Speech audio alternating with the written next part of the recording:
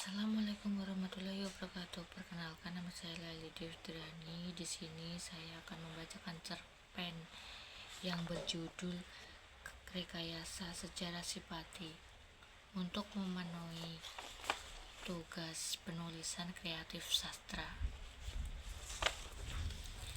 Rekayasa Sejarah Sipati. Menjelang dini hari, beberapa laki-laki yang dapat disegrap langsung dibunuh. Bagi komandan itu tidak penting artinya jiwa rakyat. Yang terpenting hanyalah jabatannya sebagai komandan.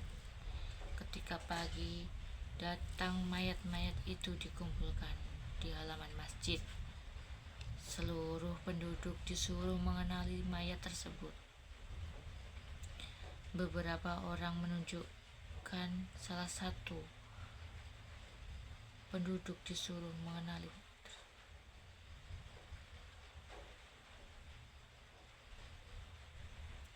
Si Ujang Pati namanya. Bukan main lengahnya hati komandan itu. Lalu dia menceritakan kepala Ujang Pati dipenggal untuk dibawa ke Padang sebagai bukti keberhasilan operasinya. Arak kepala itu keliling kota biar rakyat kapok melawan pemerintah, kata residen kepada komandan tentara itu. Maka kepala yang terpenggal itu ditusuk pada ujung tombak. Pasukan Morse yang terbunuh di lumur cat hitam menggerak penggalan kepala itu berkeliling kota sambil menari-nari, berteriak-teriak gembira, diiringi genderang yang dipalu terus-menerus. Semua rakyat keluar rumah masing-masing melihat arak-arakan itu.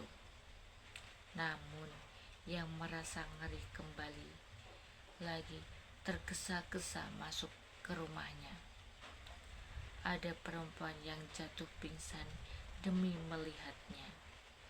Tapi Tuanku Laras yang kenal dengan Sipati dan tahu bahwa kepala itu bukan kepala Sipati, melapor kepada residen bahwa komandan tentara itu telah salah penggal. Biar saja, pokoknya pemerintah Betawi sudah dilaksanakan. Habis perkara, orang di Betawi itu tidak akan tahu mana Sipati yang sebenarnya, kata residen. Tapi Tuan Besar, apabila Paduka Tuan Besar di Betawi tahu Sipati yang sesungguhnya belum mati, celaka kita, tak, Tuanku Laras. Bukan kita, tapi kamu yang celaka, kata residen sambil menggebrak meja dengan kedua telapak tangannya. Oleh laporan yang dibuat residen ke Betawi, resmilah Sipati dinyatakan mati. Sedangkan tak lama kemudian Tuanku Laras yang tahu persoalan sebenarnya dipecat dengan tuduhan penggelapan uang pajak. Tak lama kemudian Tuanku Laras yang sakit. Kata orang sakit muno. Sakit orang berkuasa yang kehilangan jabatannya secara tiba-tiba. Sakit kehilangan harga diri. Untuk menghindari desa-desa salah bunuh itu, residen memerintahkan seluruh pegawainya. Tidak lagi membicarakan tokoh yang bernama Sipati. Sebuah koran secara bersambung mengisahkan kesuksesan operasi tentara menupas gerombolan Sipati, sehingga lambat laun rakyat di kota pun percaya bahwa penggalan kepala yang diarak berkeliling itu betul-betul kepala Sipati. Sebaiknya rakyat yang membenci Belanda menganggap bahwa kepala yang terpenggal itu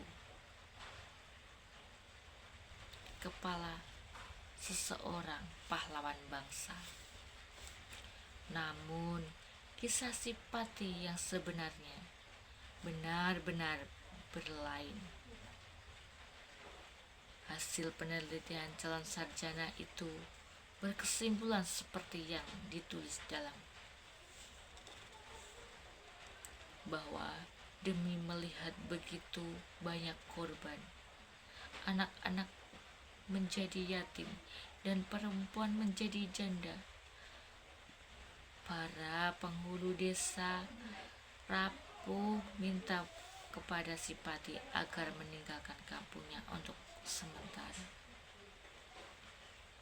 sampai situasi aman, karena menurut para penghulu itu, melawan pemerintahan yang bersenjata kuat hanyalah akan menahan kesengsaraan rakyat. Konon Sipati mengirir ke Teluk Kumantan. Dari sana dia menyeberang ke Semenjang yang kini bernama Malaysia.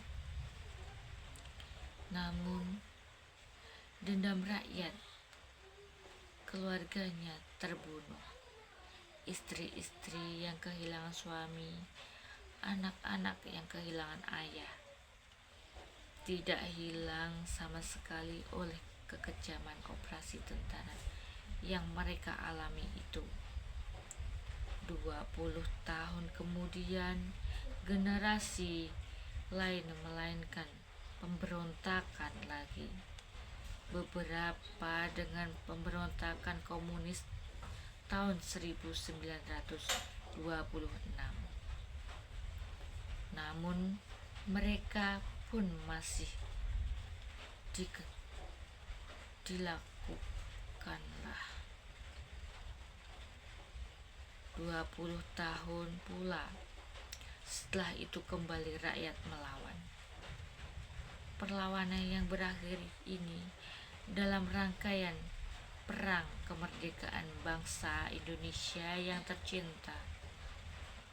Kemudian anak-anak muda telah jadi sarjana itu bertanya kepada si Dail. Yang jelas kisah sarjana itu dipalsukan.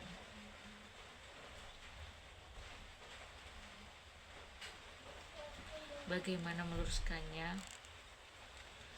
Lama Sipati Dail termenung. Akhirnya katanya, palsu tidak hanya sejarah lama, tidak akan meroboh dunia sekarang dan nanti. Sekian, terima kasih cerpen yang saya bacakan. Ada kurang lebihnya mohon maaf. Wassalamualaikum warahmatullahi wabarakatuh.